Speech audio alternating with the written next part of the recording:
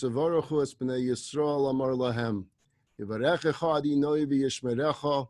Yoer Adonai panav eilecha v'chuneka. Yisa Adonai panav eilecha v'yasem lecha shalom. Somewhere Shemiah b'nei Yisrael v'ani avarachem. I do want to thank the sponsors for this week's Kiddush. We're going to be having a box Kiddush tomorrow after davening at Shul. The sponsors are Menachem and Michal Davis Bryski. This is in honor of Jay Davis's yahrzeit. His neshama should have an aliyah. He should go higher and higher in the heavenly worlds. And it's also sponsored by Nissim and Elana Tshuva. This is in honor of their daughter's birthday. We wish her a happy birthday. I also want to take this opportunity to wish a refuah shalema to Michael, who's with us. You should get stronger and stronger day by day and only have good health, happiness, nachas from your children, and a very, very long life. Balak, we read two portions this week, Chukas and Balak, two lengthy portions, two very detailed portions. I want to focus on the portion of Balak, and then once we get into a little bit of the understanding of the portion of Balak, focus on one item of the portion. There's so much in this portion for you to study. You have all Shabbat to study it. To start with, the portion of Balak is unique. It is different than any other portion of the Bible. It is told to us entirely by a narrator. If we weren't told about this story in the Bible, if we did not be told that this happened, we never would have known that it happened, because the Jewish people had no idea that this was going on. So none of our ancestors would have passed this on to us that, by the way, this story happened. We had no way of knowing it other than the Torah telling us and the author of the Torah, the narrator of the Torah, filling us in on something that was taking place that we had no idea about.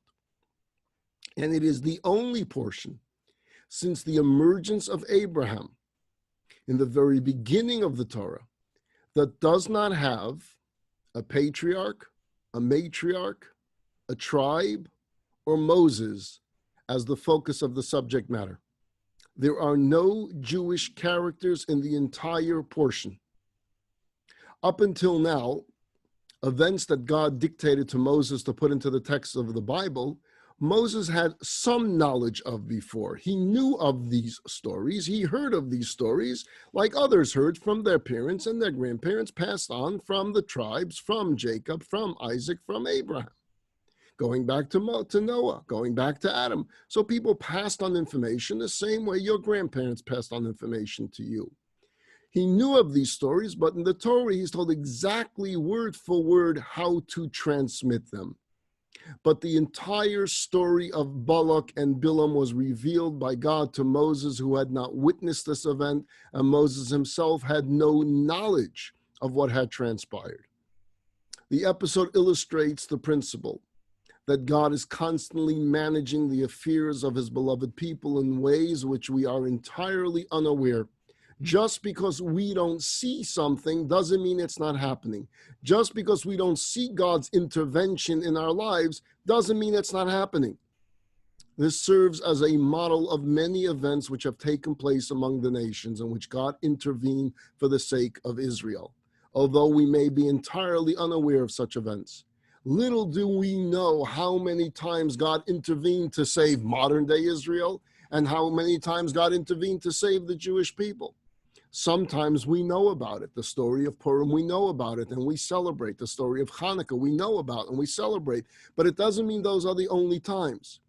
And it's this portion, the portion of Balak, that contains some of the most powerful prophecies concerning the Jewish people and the Messianic times, even though there's no Jew involved in the entire portion.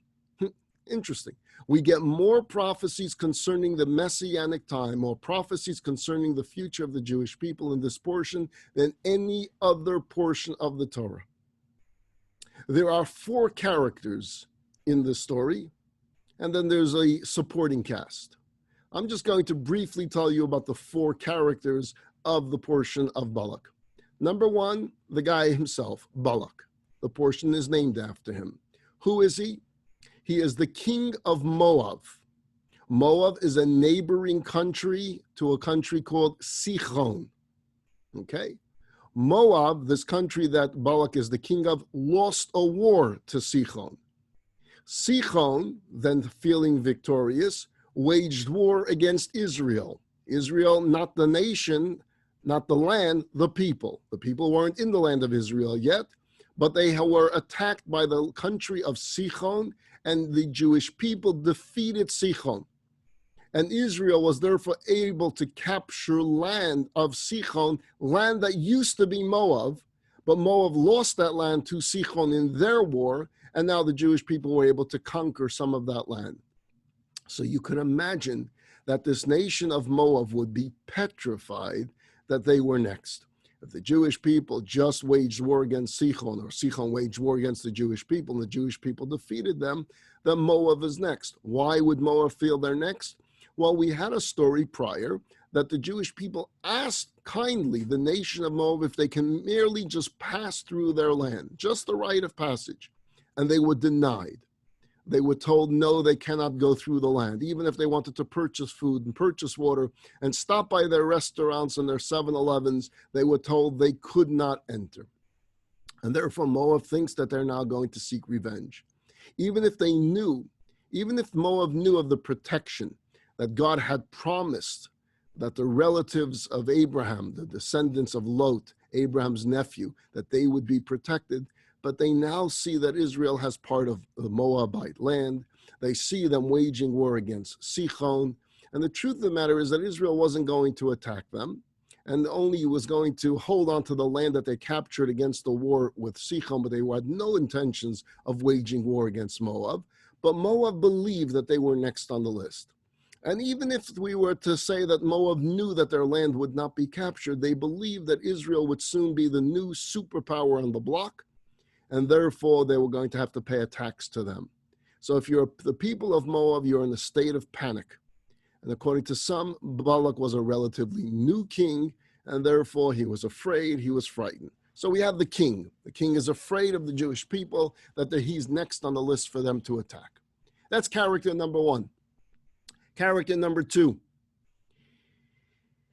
God. God is one of the characters of this story. He plays a major role in this story. Okay? As mentioned, there's going to be in this portion many prophecies. The prophecies are going to be said by someone named Billam. He's character number 4 that we'll get to soon. He's a non-Jewish prophet.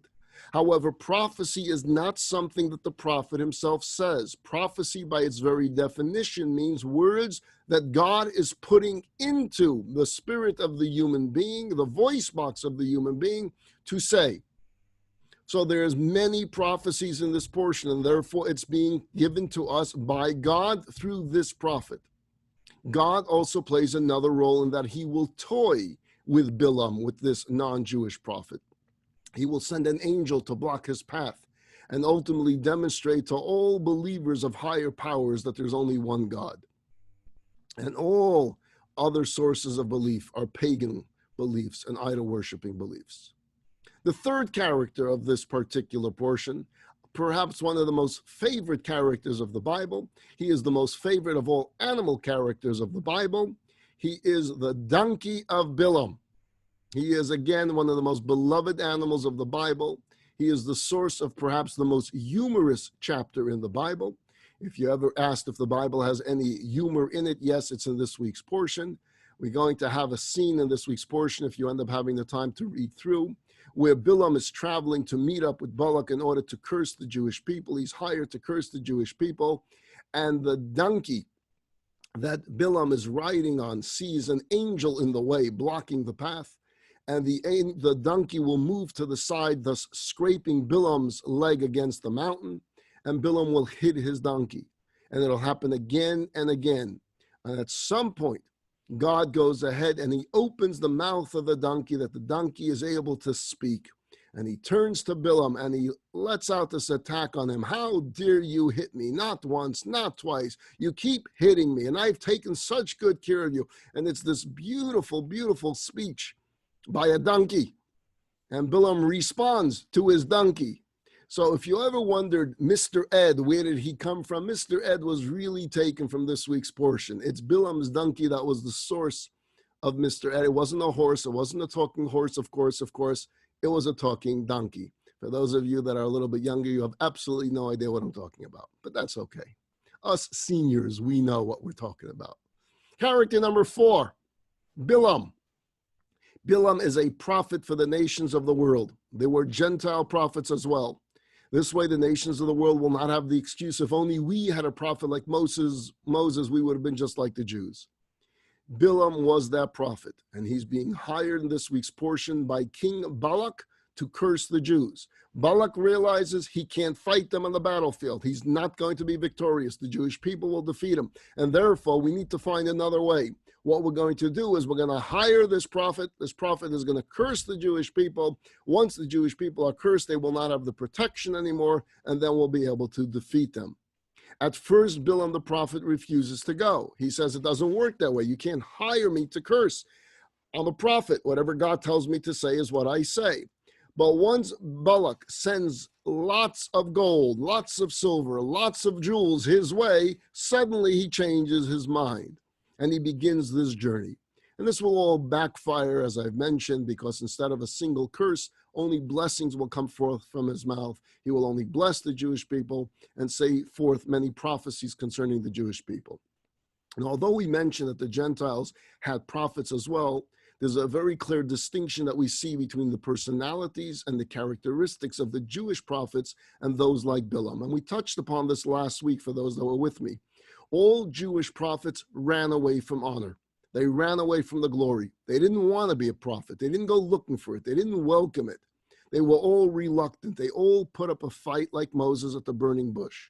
They all felt unworthy, and they were all summoned by God. None put on an act. None put on a show. None attempted to elicit God's prophecy. In Billam's case, he will do everything. He'll be bribed. He'll try to convince God to do what he wants it to do. He'll bring offerings to bring about a state of prophecy. He'll be begging God to communicate a message. Billam also knew that on any given day, there is a time that God acts within the laws of divine justice. Without getting into too much detail, God runs the world with divine justice and divine mercy. Billam knew that there is some time during the day that divine justice is what God is going to judge the world through.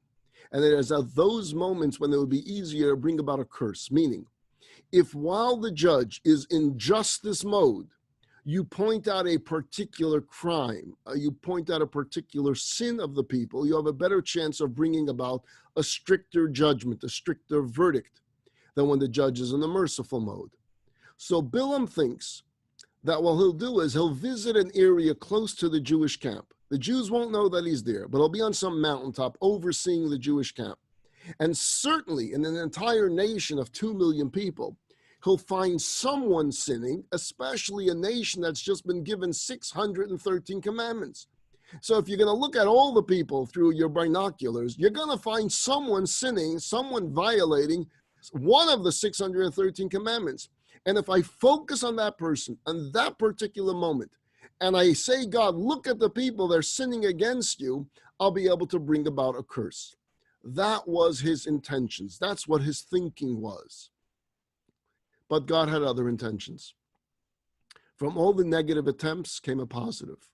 Not only the power of the prophecies, and not only the knowledge concerning the end of days, but perhaps, just perhaps, the chief purpose of this entire episode was to give an opportunity for the Torah to express the true opinion of God concerning his love of the people and the excellence of his people. Let me repeat that because it's an extremely important point.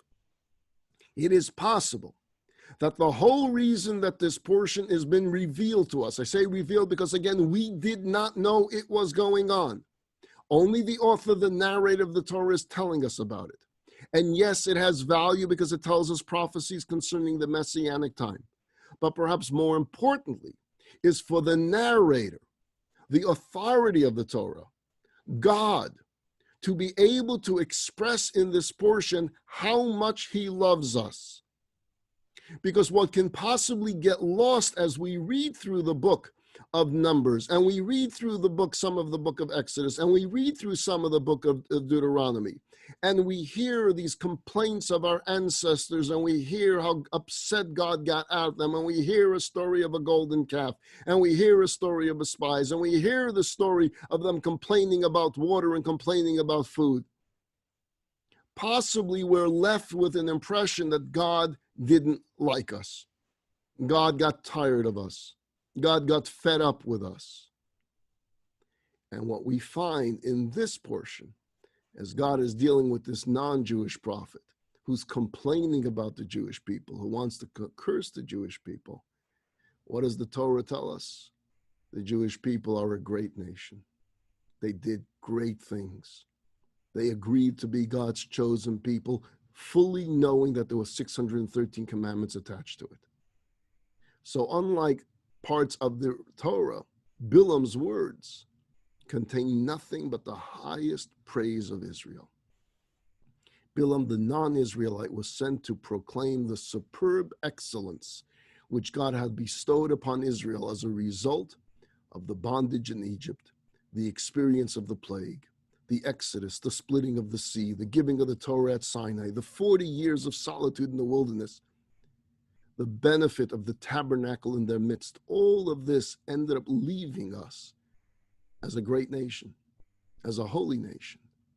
And yes, we made some mistakes along the way, but we improved. We sought forgiveness for them, and we became an even greater nation. That's the power of the portion. I mentioned I want to focus on one verse, one particular. I gave you some of the generalities. Now let me give you one particular. Billam and Balak meet up. Balak is the king. Billam is the prophet that's coming, and he's visiting Balak in his home turf.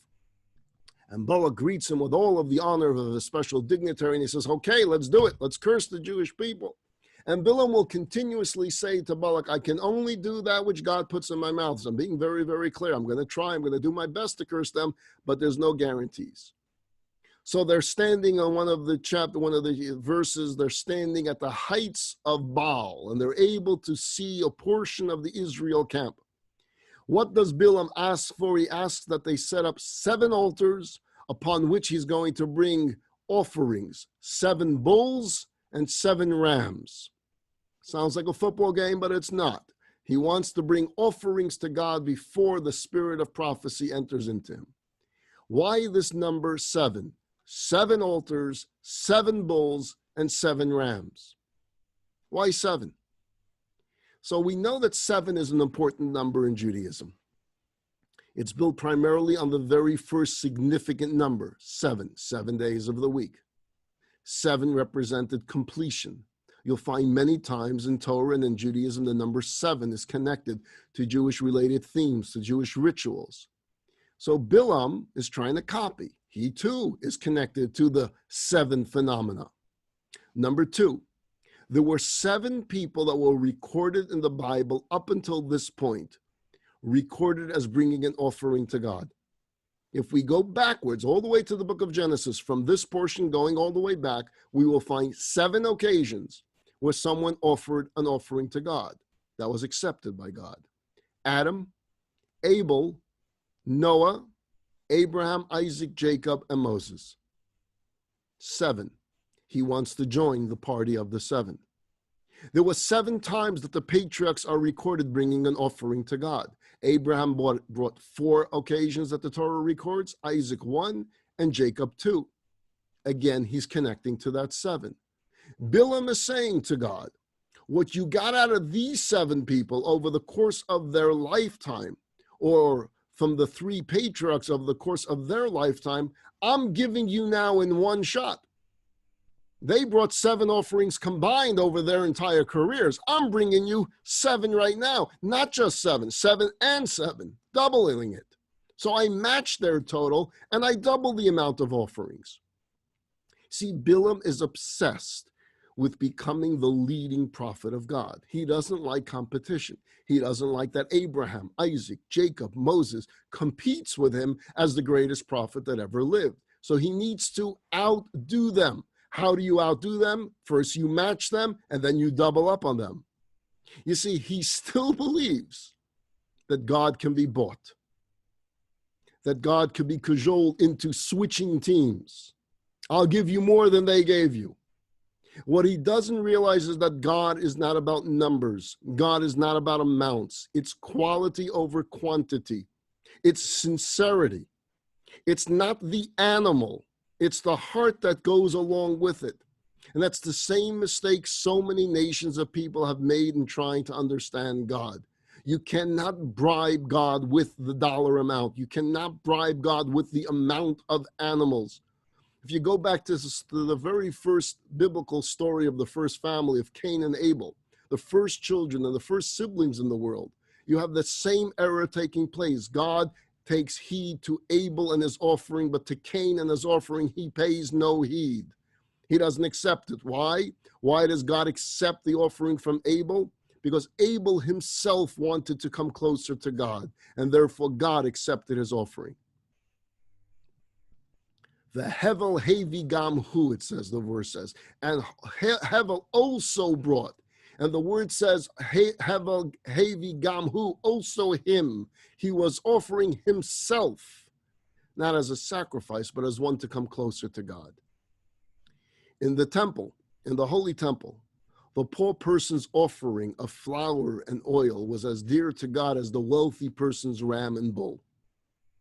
Billam is trying to show God that if you change teams, we have so many people that can offer you so much more. We'll bring you more offerings, more animals than they. There's a famous story, we don't have time to get into it, of King Saul making his most critical error of his kingdom in believing that God desired the animals of the nation that he was told to wipe out. And Samuel has to come to him and say, what is the sound of animals I hear? He says, I brought them back to bring offerings to God, to which Samuel says to the king, you think God needs your animals? He wants you to listen to him, to listen to his voice, to listen to the instruction. And I'll conclude with this story. It was Kol Nidre night in the times of the Baal Shem Tov, the holy mystical tzaddik, the founder of the Hasidic movement. The Baal Shem Tov was deep in thought. He was in deep meditation. His face was red. There were tears in his eyes. And the congregation awaited his signal to begin the Kol Nidre service, but no signal was given. Deep in this trance, they knew he was elsewhere. He was traveling elsewhere. He was traveling in the heavenly worlds, and they knew that something wasn't right because his face didn't give forth the radiance of joy as it always did. Things didn't look good. Something was up in the air. Something wasn't right. Suddenly, a big smile appears on the tzaddik's face, a radiant smile, a joyous glow. And with the nod of his head, he signals to the cantor to begin the Kol Nidre prayer. And the Baal Shem Tov that Yom Kippur, he sung and he clapped his way through the entire service. The Hasidim were happy to see the joy, but they were perplexed. What happened? Why the initial seriousness and sadness followed by this tremendous joy? After Yom Kippur was over, the Baal Shem Tov explained that as Yom Kippur began, he saw there was a dark cloud hanging over the Jewish people, that there was a terrible decree hanging over them. And try as he could to intervene up above in the heavenly world, it was to no avail. He couldn't remove that dark cloud that was going to be over the Jewish people for that entire year. So what happened? What turned it all around? The Baal Shem Tov told this story. In a neighboring village, there lived a Jewish couple with a young son. Their landlord was a very friendly Gentile. The father took ill and the father passed away, leaving the mother alone to raise the boy. The landlord, feeling compassion, waived the rent and in fact helped support the family. Then the mother took ill and she too passed away. And the landlord decided to adopt the young boy and raise him as his own son. When the boy was about 9 years old, he had a dream. In his dream, his father and mother came to him and they told him, we want you to know that we are your parents and that you're Jewish and that the man that's raising you is a nice man, but he's not your father. He's not your biological father, and you are not a Christian. And your name is not Peter. Your name is David. In 3 days' time, it will be a day called Yom Kippur. You belong in the synagogue. The boy woke up startled but said nothing of the dream. The next night, the same dream. They were back again. Same message. In 2 days' time, it's Yom Kippur. You belong in Shul on Yom Kippur. You're a member of the Jewish people. Having the dream 2 nights in a row, he went to his father, and he told his father about this dream. I have this man and a woman coming. They're telling me that they're my parents, that you're not really my father, that I'm not a Christian, that my name is not Peter, that my name is David, that I belong in Shul on Yom Kippur. And this man, a kind man, a good man, told his son Peter, who now knows his name was David, that everything that he heard in that dream was true. And he brought him a bag of belongings, and he said, this is what I saved from your parents. You were but an infant when both your father and mother died, and I cared about you. And I gathered together what I could from your house, and now that they came and told you the truth, you should know the truth. One of the items that this sweet, kind man collected from this boy's parents' house was this old-looking book with a leather cover. It was all in Hebrew. What is it, he asks his adopted father. He says, I don't know, but I know it's some type of Jewish prayer book that is used by the Jewish people on Yom Kippur. Now this young boy whose life was now in total confusion knew one thing. He needed to be in a congregation, in a synagogue for Yom Kippur. And so he asked his dad, can you take me to a Jewish community and take me to a synagogue? He said, of course I will. And so it was Kol Nidrei night. The same Kol Nidrei night as this story is taking place with the Baal Shem Tov's serious face at first, because there was a cloud hanging over the Jewish people. This young 9-year-old boy let himself into a synagogue. Everyone was in deep prayer. No one noticed the young lonely boy. The prayers intensified, and he felt that he wanted to connect to this. He wanted to do something, to be part of this, to connect to his parents, to connect to his religion, to connect to his faith, to connect to his God, but he didn't know even which way to hold the book. He couldn't recognize any of these letters. And with a sense of total frustration, he yells out to God, it's not my fault. I can't read a single word in this book. So God, you read it for me. And with that, he took the machzor, he took the prayer book, and he threw it up towards the ceiling. You read it, God. I can't read a word. It's not my fault. And that's when the Baal Shem Tov said, that cloud of darkness, that cloud of doom that hung over the Jewish people for this year was lifted. God could not have had a more sincere prayer than this young 9-year-old boy. It's the sincerity of our prayers that matters most. It's the intensity of our prayers that matter most.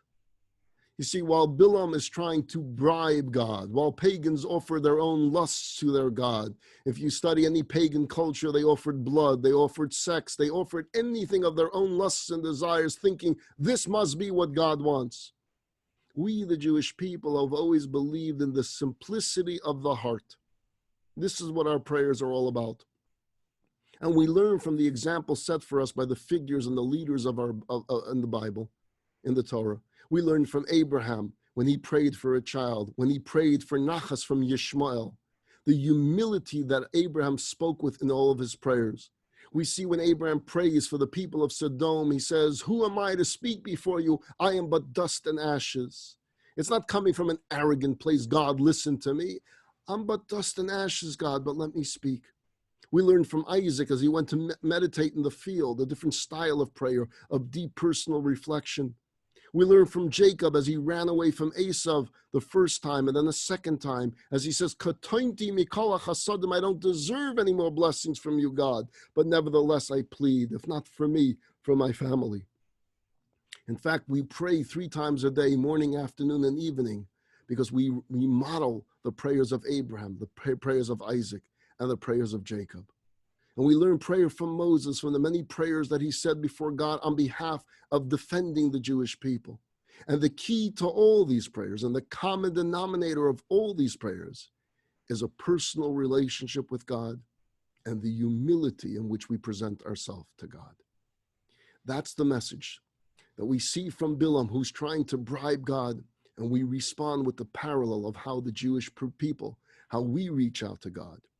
May we indeed reach out in our prayers to God Almighty. May God hear of our prayers of humility, our prayers of sincerity, our prayers of intensity, that God indeed heals our world and has us all recover from the crisis that we are going through, and indeed that we're able to have our sermons live inside a shul where everyone can come together, and that we're able to celebrate this year the month of Tishrei with Rosh Hashanah and Yom Kippur, Sukkot, Simchas Torah, and all celebrations, that we should be able to do it in good health and in happiness.